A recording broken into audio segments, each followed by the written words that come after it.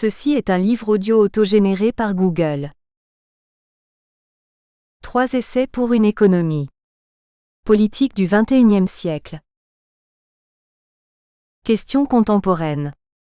Collection dirigée par J.P. Chagnolot. B.P. Quignot et Desroland. Chômage, exclusion, globalisation. Jamais les questions contemporaines n'ont été aussi nombreuses et aussi complexes à appréhender. Le pari de la collection Questions contemporaines est d'offrir un espace de réflexion et de débat à tous ceux, chercheurs, militants ou praticiens, qui osent penser autrement, exprimer des idées neuves et ouvrir de nouvelles pistes à la réflexion collective. Derniers ouvrages parus. Levant une Saldi, Le développement vu de Turquie, 2011. Maurice T. Machineau, Cette France qu'on ne peut plus aimer, 2011. Véronique Wasykkula, RMI, Vous devez savoir, 2011. Antoine Brunet, Jean-Paul Guichard, L'impérialisme économique. La visée hégémonique de la Chine, 2011. Louis Romert, Le sursaut. Essai critique social et philosophique, 2011. Jean-Pierre Darré, De l'ère des révolutions à l'émancipation des intelligences, 2011. Jean-Pierre Lefebvre, Pour une sortie de crise positive. Articuler la construction autogestionnaire avec le dépérissement de l'État, 2011. Jean-René Fontaine et Jean Levin, Logement aidé en France, Comprendre pour décider, 2011. Marc Ville, Le Grand Paris 2010. Teurier d'Irénie, Idéologie de construction du territoire 2010. Carlos Antonio Aguirre Roras, Les leçons politiques du néozapatisme mexicain commandé en obéissant 2010. Florence Sanson, Le jungle du chômage 2010. Frédéric Mazieres, Les contextes et les domaines d'intervention de l'attaché de coopération pour le français, 2010. Noël Nel, Pour un nouveau socialisme 2010. Jean-Louis Mataran, Histoire du sentiment d'appartenance en France. Du XIIe siècle à nos jours 2010. Denis Despreux, Avez-vous dit performance des universités 2010. Vincent Trovato, Marie-Madeleine. Les écrits canoniques au Da Vinci Code, 2010. Arnaud Tausch. Philippe Jourdon. 3 essais pour une économie. Politique du XXIe siècle.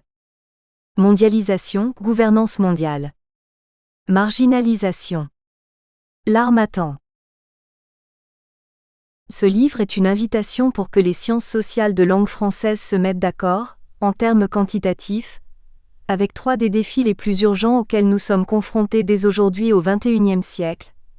Les effets sociaux et économiques de la mondialisation, la question de l'instabilité du monde et la gouvernance mondiale, et la question de la marginalisation en Europe. 3 grandes traditions théoriques et empiriques, qui ont malheureusement été largement ignorées par les sciences sociales du domaine rattaché au langage français, jouent un rôle clé dans cette entreprise, l'application de l'approche du sociologue suisse Volker Bornschie d'étudier les effets de la pénétration des capitaux transnationaux à l'échelle mondiale, les études scientifiques de Joshua Goldstein, États-Unis, sur les liens entre les cycles de guerre et les cycles économiques au sein du système capitaliste mondial, et le riche potentiel du European Social Survey, l'enquête sociale européenne pour étudier les effets de la mondialisation en Europe. Maintenant, au lieu d'écrire comme tant d'autres, la énième tirade contre la doctrine néolibérale, nous tenons à présenter un processus d'exploration scientifique plus axiomatisé, celui d'un système de l'entente mondiale empirique autour des processus en cours. L'Europe peut beaucoup apprendre de l'Amérique latine, chapitre 1. Dans le chapitre 1, nous montrons enfin que la crise actuelle de l'Europe n'est pas causée par ce qu'en disent des termes de néolibéraux, un manque d'ouverture économique au monde, mais plutôt bien au contraire par la quantité énorme de mondialisation subie passivement par l'Europe, en collaboration avec l'Amérique latine ces dernières années. Depuis la belle époque du capitalisme mondialisé et le siècle de la paix, s'étirant entre 1817 et 1914, qui ont échoué lamentablement dans la crise mondiale ultime, terrible, de 1914 à 1945, l'idée que la mondialisation, le progrès humain et le capitalisme libéral allaient main dans la main, et que les augmentations du commerce, des communications et des investissements étrangers directs étaient les meilleurs et plus sûrs moyens de garantir la paix, le bien-être et la prospérité d'un nombre maximum d'habitants de notre planète, n'est pas allé incontesté. La grande transformation de Karl Polanyi, 1944, fut le véritable point de départ d'un débat sur la gouvernance des systèmes mondiaux, chapitre 2. Polanyi a en effet été le premier à montrer que le principe même de marché libéral était responsable de la tendance centrale du système allant vers la guerre, si ce système, mondial, est capitaliste. Et dans ces conditions, un tel système n'est compatible à la fin ni avec le bien-être, ni avec la paix ou la durabilité écologique à long terme. Contrairement à la révolution léniniste de son époque, Polanyi a prévu un système démocratique et réglementé combinant l'économie de marché, mais pas la société de marché, et la démocratie. Les œuvres d'auteurs tels Samir Amin, Fernando Henrique Cardoso et Raoul Prebisch ont à leur tour été largement bien reçues dans le monde, et en particulier aux États-Unis d'Amérique, les savants recourant à des méthodes d'exploration quantitative statistique ont repris l'idée suivant laquelle la dépendance vis-à-vis des structures du centre ne conduit pas nécessairement vers un processus de développement à la fois équilibré et réussi dans chacune des périphéries du monde. On peut craindre que l'Europe occidentale tout comme l'Europe orientale, de même que l'Amérique latine ainsi que le Japon, qui tous doivent leur ascension au sein de la société mondiale après 1945 à leur stratégie de substitution aux importations, deviennent les grands perdants de la mondialisation au cours des décennies à venir. Une réanalyse des données existantes pour les années 1990 montre clairement que les gagnants et les perdants de la mondialisation seraient en effet très inégalement répartis autour du globe. Nous ne pouvons ici que souligner ce point, énoncé par l'éminent stratège militaire US Grace Collin, architecte de la stratégie d'armement du président Ronald Reagan dans les années 1980. La menace majeure, même si elle n'est pas nécessairement déterminante, serait que la guerre interétatique sera forcément de retour en même temps que nos peurs, s'il venait à l'idée des grandes puissances rivales de défier l'hégémonie américaine. Si vous avez lu Thucydide ou Donald Kagan, n'oubliez pas l'influence mortelle et éternelle des trois motifs clés conduisant à la guerre: la peur, l'honneur, l'intérêt. Gray 2005/22-23. Suite à un raisonnement inspiré par la théorie du système mondial et entraînant des recommandations sur sa gouvernance, l'Occident devrait tenter de s'accommoder le mieux possible avec les aspirations légitimes des puissances montantes du monde musulman, telles notamment que l'Indonésie, la Turquie, l'Arabie saoudite, l'Égypte, le Bangladesh, la Malaisie, l'Algérie ou bien encore le Maroc. Il n'y a pas d'alternative à la politique d'adhésion de la Turquie à l'Union européenne, à condition toutefois que la Turquie respecte les conditions fixées, en conjoncture, en tendance et dans le respect des critères moraux de la construction européenne, et dans tous les cas il n'existe aucune alternative à une politique européenne de voisinage avec les pays méditerranéens, résolument confiante, amicale, attachée aux objectifs du développement pour chacun et du bien-être pour tous. Un argument important qui met en garde contre l'idée que la gouvernance mondiale néolibérale induirait un bien-être global est le fait que le développement capitaliste est de nature cyclique, avec de fortes fluctuations tous les 50 ans, chapitre 2. Les cycles de Kondratiev, il est vrai, résonnent un peu comme un mot sale, dans les professions de sciences sociales, comme s'il était ontologiquement lié à quelque théorie de la dépendance. Néanmoins, nous nous permettrons d'initier une nouvelle tentative sur l'étude de ces cycles, nous appuyant sur de nouvelles données au sujet de la production industrielle mondiale, de 1740 jusqu'en 2004, situant ainsi l'analyse où il faut s'attendre à l'être dans le monde, une recherche sur les systèmes au niveau de l'économie capitaliste mondiale tout entière. Mais les littératures contemporaines massives et historiques concernant ces cycles, ou selon d'autres traditions terminologiques, ces vagues, ne peuvent bien sûr toujours pas simplement être négligées. Dmitrievitch Nikolaï Kondratiev, 1892 à 1938, a travaillé à l'Académie d'agriculture et au Business Research Institute à Moscou.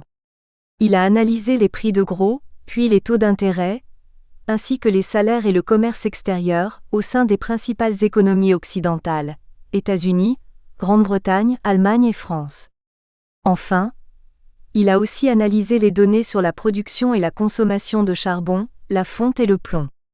Il a ajusté les chiffres de production pour tenir compte de la variation de population, et utilisé une moyenne mobile, sur 9 ans, afin de neutraliser le bruit statistique.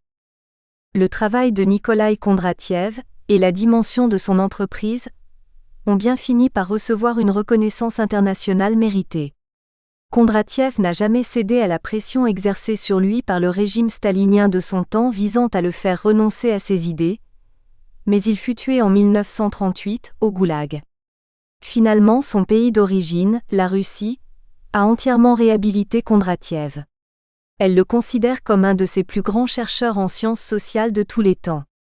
Elle lui consacre désormais un institut de recherche d'État à son nom, afin de poursuivre ses investigations scientifiques. Les phases downswing, la crise, la dépression du cycle Kondratiev se sont toujours révélées particulièrement graves au sein de la périphérie russe du système mondial. Les hauts et les bas de la réforme liée à la recentralisation cyclique de l'administration y apparaissent ainsi étroitement liés au cycle de Kondratiev. Les fluctuations cycliques de la périphérie sont de loin plus marquées que dans le centre, les dépressions y sont plus sévères. Le niveau d'inégalité est historiquement plus élevé dans la périphérie qu'au centre, mais l'inégalité finit par augmenter aussi dans les centres. Ces éléments de comparaison nous invitent clairement à considérer 3 tendances. A. D'abord une croissance plus rapide dans les périphéries au cours de la phase B, qui est le début du cycle de Kondratiev. B. Puis une dépression plus sévère dans les périphéries que dans le centre. C. Enfin, la périphérie connaît une reprise plus tardive. La logique même des processus industriels et des innovations de base, et les modèles de société qui y sont reliés, suggèrent la conception des fluctuations cycliques dans des théories plus générales du développement, Amin 1997. Aux fourneaux et autres éléments importants du processus industriel, aussi, ont un certain cycle de vie comparable au cycle de Juglar, une dizaine d'années, et à celui de Kuznets, génération de capital, tout comme les innovations techniques sont éparpillées dans un mode non aléatoire le long du temps, qui coïnciderait quant à lui avec le cycle de Kondratiev, Bornchier, 1988 et 1995 pour un résumé très complet Scandella, 1998.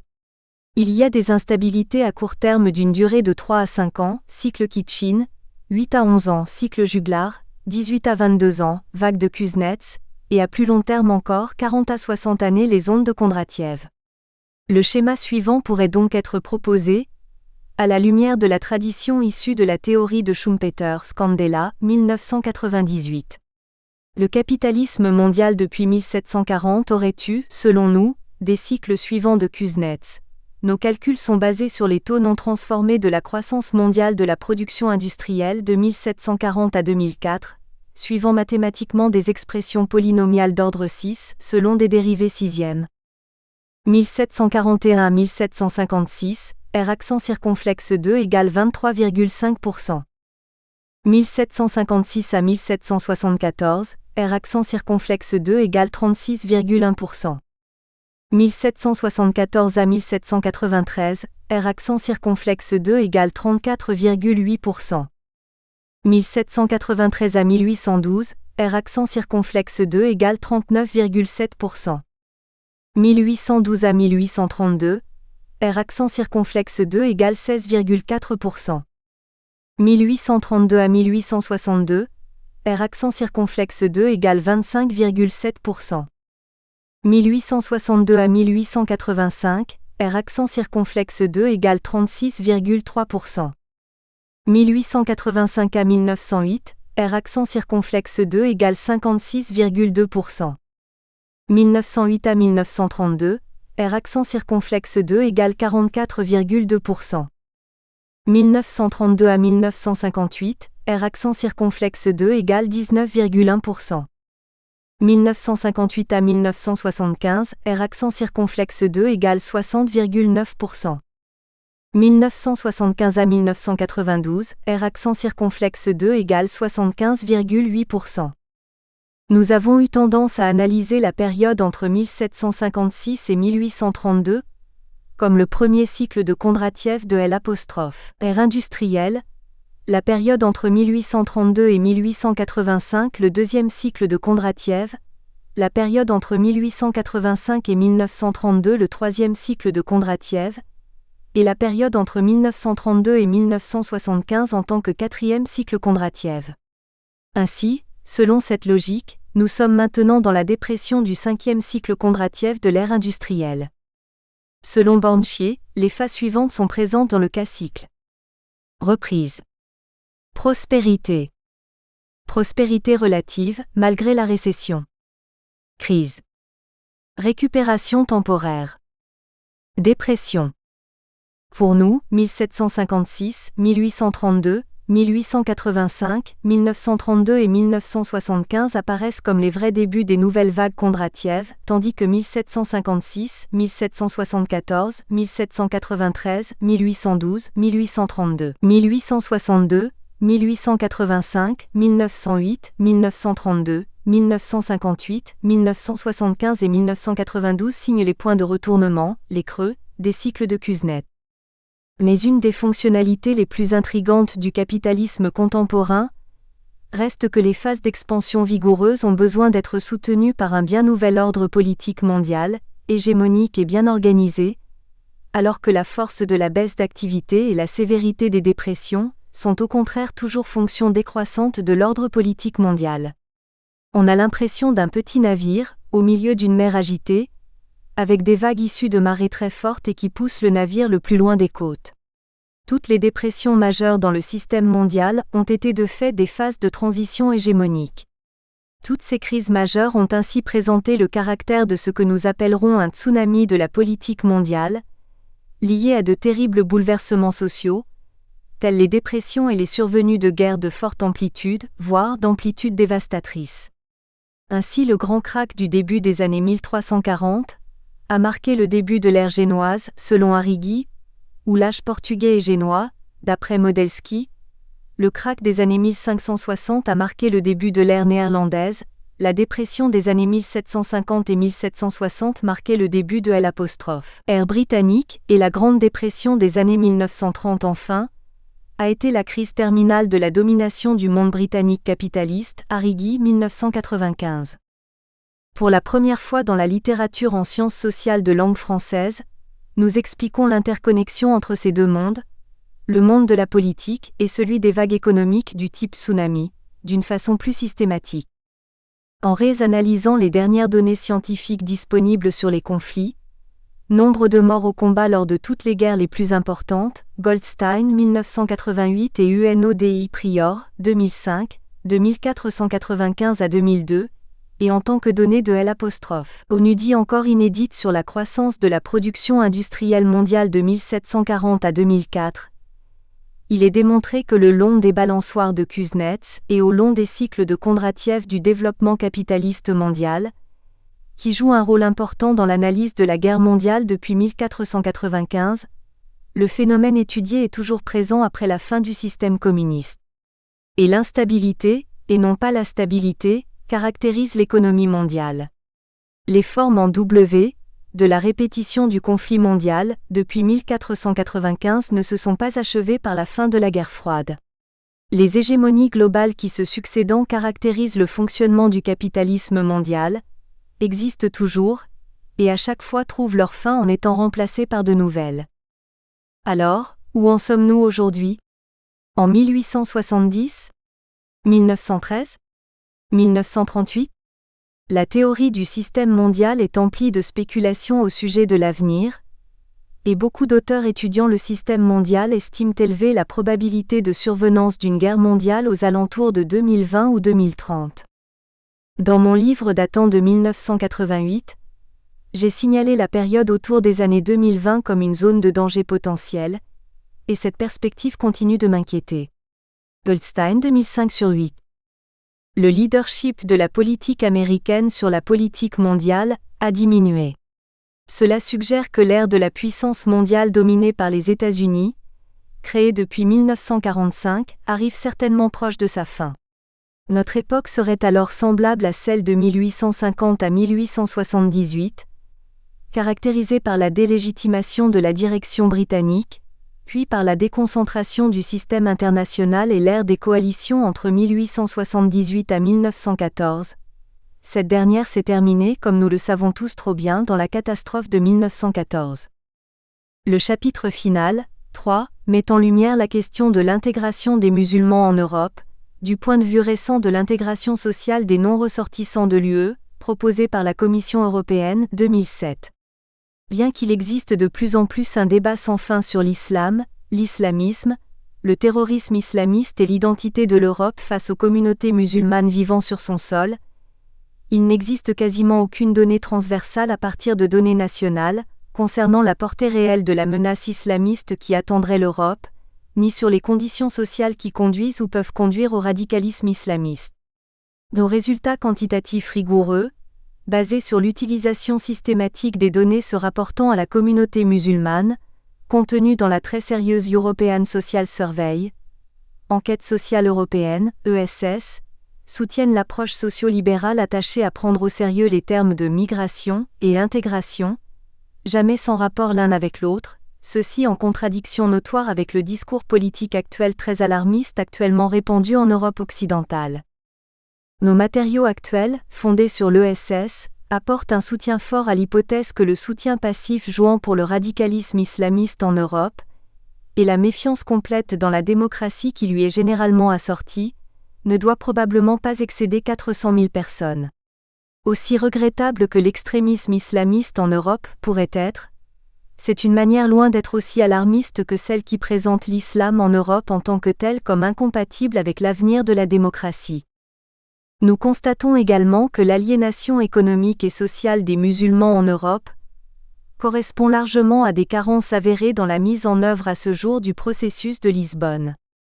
Nous partageons l'analyse du diplomate américain Timothy Savage, selon lequel les décideurs européens ont complètement omis d'aborder la détresse sociale de large couche, 5% aujourd'hui et 20% prévisible en 2050, de la population européenne, que constituent les musulmans résidant en Europe occidentale. Cependant, le message fondamental de la présente publication est qu'une politique prospective qui adhère de fait aux objectifs fixés par le processus de Lisbonne, avec ses exigences d'une politique axée sur la cohésion sociale, sera parfaitement en mesure de répondre aux questions fondamentales de l'intégration. Inutile de dire ici que la pauvreté, de grande envergure et hélas aussi en croissance, de la population musulmane en Europe, apparaîtrait carrément en contradiction avec les principes essentiels du processus de Lisbonne qui vise, comme il est bien connu, une élévation de la croissance économique à un taux de 3% par an, ceci afin d'accroître l'emploi et pouvoir lutter contre le chômage, réduire l'exclusion sociale et la pauvreté, et améliorer l'environnement. À commencer par l'héritage du professeur Harold Dwight Lasswell, 13 février 1902 à 18 décembre 1978, scientifique américain, leader politique et théoricien des communications. On définit la politique comme qui obtient quoi, quand, où et comment, et les communications comme qui le dit ou says, dit quoi, what, à qui, par quel canal, avec quel effet. En gardant à l'esprit que nous, Européens, devons le mot algèbre à la culture musulmane et à la langue arabe, notre objectif sera de présenter des matériaux solides, quantitatifs, sur une question provoquant actuellement de vifs débats politiques en Europe. Notre but est de nous poser la question en termes quantitatifs, de ce que les musulmans en Europe pensent et de ce qu'ils reçoivent à partir des systèmes politiques, et avec quels effets. Nous utilisons l'instrument puissant de l'enquête sociale européenne pour la première fois, afin d'étudier la situation des communautés musulmanes en Europe. L'ESS, financé par la Commission européenne, avec les États nationaux comme copartenaires, est la clé en matière de sciences sociales pour la collecte des données communautaires, en dehors des habituels Eurostat et recueils de données Eurobaromètre. Les données brutes sont ainsi disponibles gratuitement sur l'Internet et peuvent être téléchargées avec les logiciels statistiques SAS ou les SPSS avancés. 1. Polarisation sociale à l'ère de la mondialisation, la pertinence continue du modèle de la dépendance quantitative. Modèle de Bornchier.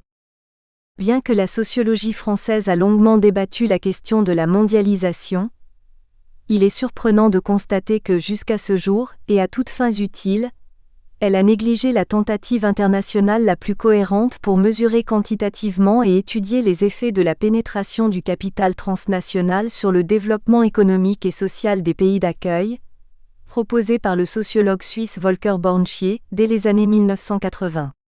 Notre article analyse les estimations du FMI concernant la croissance économique actuelle dans 180 pays, FMI 2009, plus 9 autres indicateurs clés du développement social mondial actuel. Il montre la pertinence de cette approche de Borntschier par la pénétration des sociétés multinationales, MNC1, 1976, 1980, 1981, 1982, 1983, 2002, Borntschier, Ballmer CAO, 1979, Borntschier Chase-Dunn, 1985, Borntschier Chase-Dunn, Rubinson, 1978. Notre article montre les effets significatifs de pénétration des MNC pour la mortalité maternelle ajustée, la croissance économique 1990 à 2005, la survie des femmes à 65 ans, l'indice de compétitivité mondiale, les prévisions de croissance économique pour 2010, FMI, l'inégalité, la mortalité infantile, l'espérance de vie, la mortalité infantile en dessous de l'âge de 5 ans et le chômage. Ainsi que l'a correctement prédit Borntschier, la pénétration des MNC reflète la puissance que les oligopoles transnationaux exercent sur les économies locales, apportant des effets négatifs sur les performances sociales des pays accueillant la pénétration des capitaux transnationaux, tout en affectant positivement la croissance économique dans le cycle économique précédent 1990 à 2005 et également la compétitivité économique mondiale. Aujourd'hui, la polarisation sociale et la stagnation augmentent, comme conséquence du modèle de développement basé sur la pénétration élevée des MNC. 1. Introduction.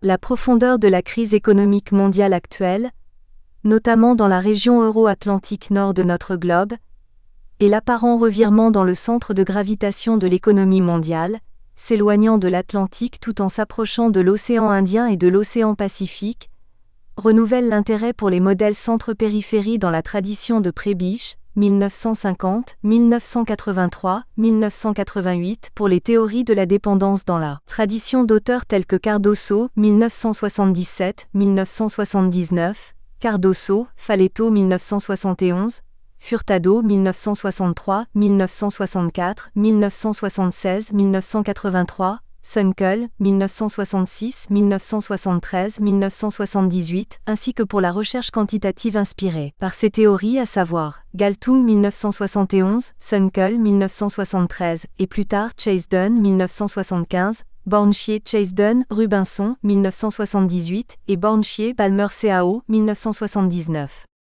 Tous ces théoriciens ont fait valoir que les rapports de dépendance bloquent la croissance économique à long terme et amène un développement socialement déséquilibré, malgré les courtes poussées de croissance économique.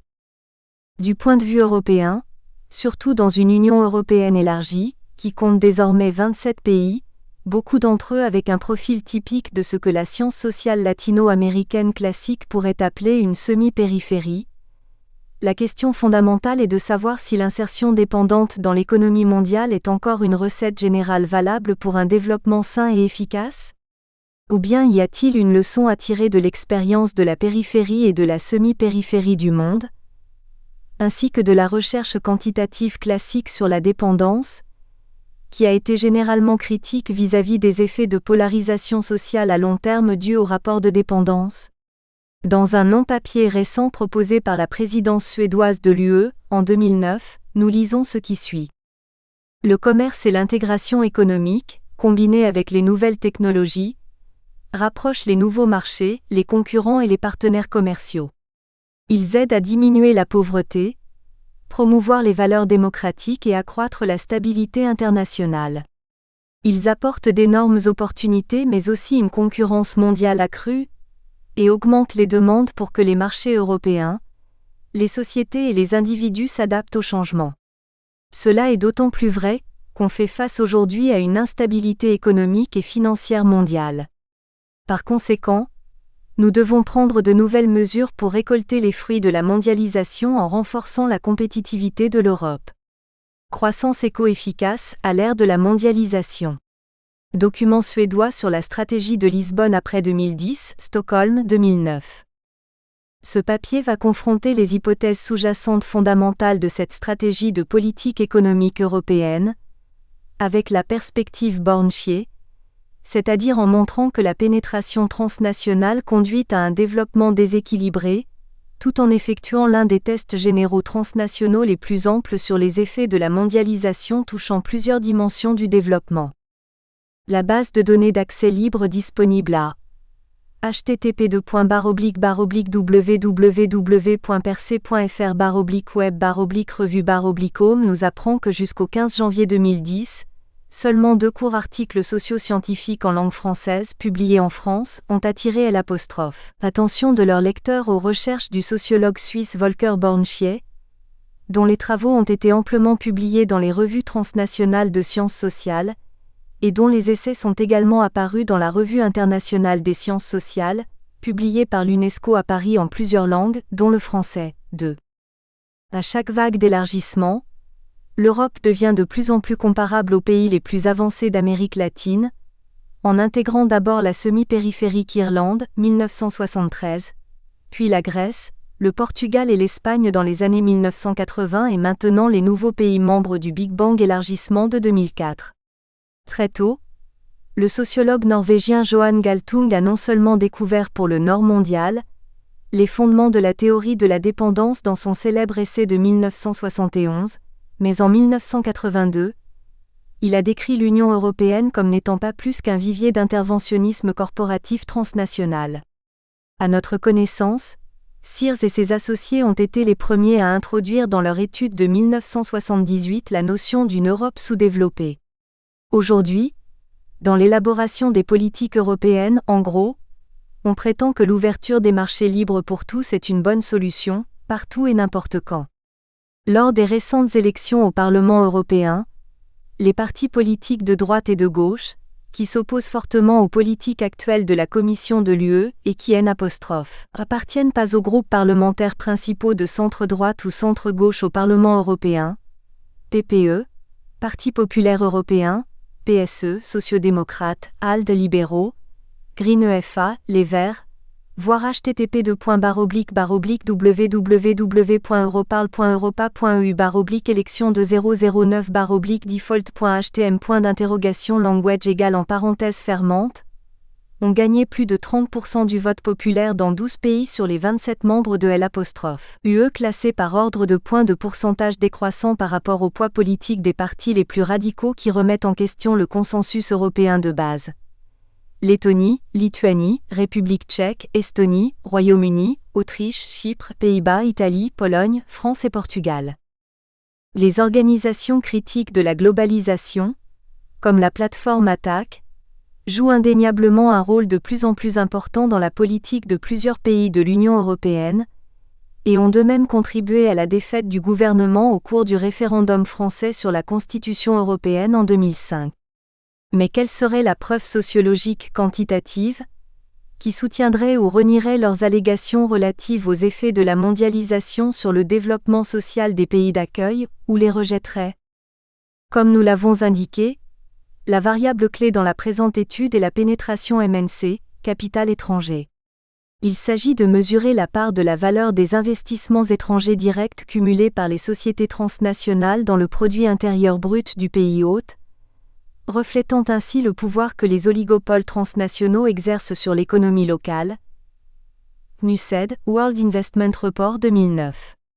La présente étude est la première dans la littérature, reliant la pénétration MNC dans le milieu des années 1990 et sa croissance jusqu'en 2005, au développement social et économique dans notre période contemporaine et à l'actuelle crise économique mondiale.